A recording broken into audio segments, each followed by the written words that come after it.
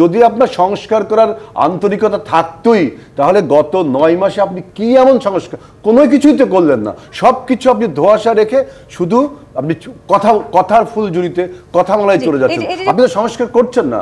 আজকে গত 9 মাসে কিছু করেছেন? শুধু কথাই বলেছেন। আপনারা আসলে কিসের ভয় পাচ্ছেন? কোনো রিস্ক কেন নিতে চাইছেন না? দীর্ঘদিন তো আপনারা ক্ষমতার বাইরে ছিলেন।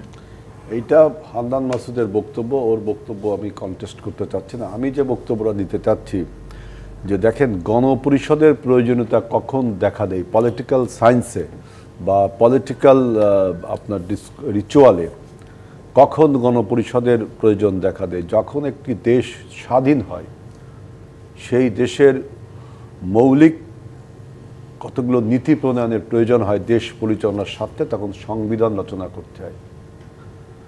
47 সালের দেশ বিভাগের পর যেমন পাকিস্তানের সংবিধান রচনা করতে হয়েছিল, 71 সালের বাংলাদেশ স্বাধীনের পরে যেমন আমাদের সংবিধান রচনা করতে হয়েছিল। এখন কি আমরা নতুন করে দেশ স্বাধীন করলাম যে আমাদের আবার নতুন একটি সংবিধানের প্রয়োজন হয়েছে? আরেকটি কথা, যদি এটা আপনাকে বিপ্লব করতে পারতেন তাহলে আপনি বিপ্লবী সরকার একটা নতুন সংবিধানের তৈরি করার একটা কনভেনশন সারা পৃথিবীতে রয়েছে। কিন্তু একটা দেশে একটা ধারাবাহিক সরকার যখন থাকে, তখন যদি একটা অভ্যুত্থানের মাধ্যমে সরকার পরিবর্তিত হয়, তার মানে যে আগের সংবিধান আপনার রহিত হয়ে গেল বা আগের সংবিধান ধ্বংস হয়ে গেল, এটা না। কিন্তু সুতরাং নতুন কোনো দেশ যখন স্বাধীন হয় তখন নতুন করে একটি সংবিধান রচনা করতে হয়। আমাদের দেশ 71-এ স্বাধীন হয়েছে, 24 এবং 90-তে আমরা ফ্যাসিস্ট এবং স্বৈরাচার পালাক্রমে বিতাড়িত করেছি।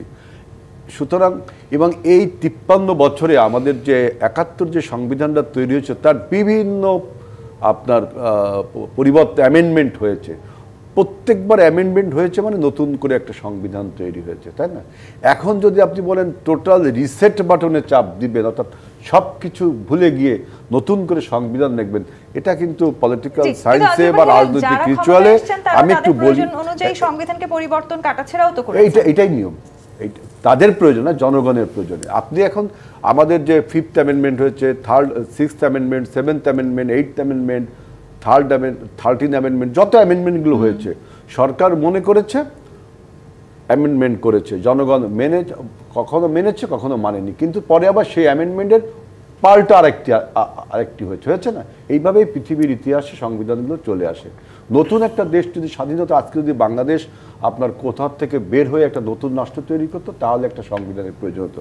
আরেকটি কথা, যে এই গণপরিষদের উদ্দেশ্য কি? গণপরিষদের উদ্দেশ্য হলো সংবিধান রচনা করা। এই তো একটা অধিবেশন বা 2টা অধিবেশনে আপনার শেষ।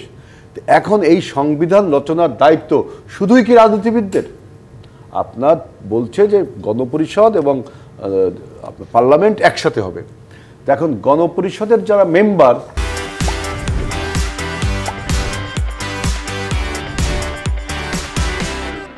পার্লামেন্টের যারা মেম্বার তারাই গণপরিষদের মেম্বার হবে, অথবা গণপরিষদে আপনি যে আমাদের পার্লামেন্টে 300 সিট, তাহলে গণপরিষদের 300 জন হবে।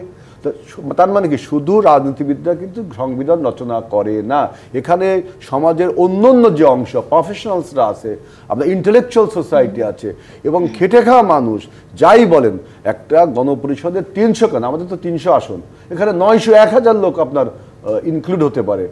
যেহেতু সংবিধান রচনা করা শুধুমাত্র রাজনীতিবিদরা করলে আপনি একটা 500 একটা রাজনীতিবিদদের ভিউজটা নিলেন, কিন্তু অন্য অন্য প্রফেশন, আপনারা যারা টেলিভিশনে কাজ করেন, গণমাধ্যমে কাজ করেন, যারা শিক্ষকতা করেন, যারা ইন্টেলেকচুয়াল সোসাইটিতে আছেন, যারা বিভিন্ন আপনার পেশাজীবী সংগঠন, তারাও কিন্তু এই গণপরিষদে তাদের মতামত দিতে পারে যে কিভাবে সংবিধানটা রচনা হবে।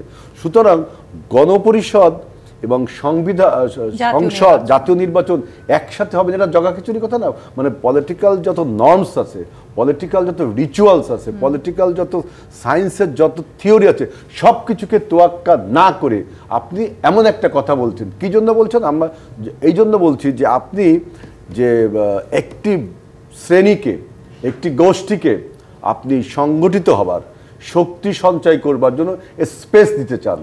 যেমন আমি বলি, দেখেন, সংস্কারের কথা, বিচারের কথা, স্থানীয় সরকার নির্বাচনের কথা, যত ন্যারেটিভ তোলা হয়েছে, সব ন্যারেটিভ কিন্তু একে একে রিজলভ হয়েছে।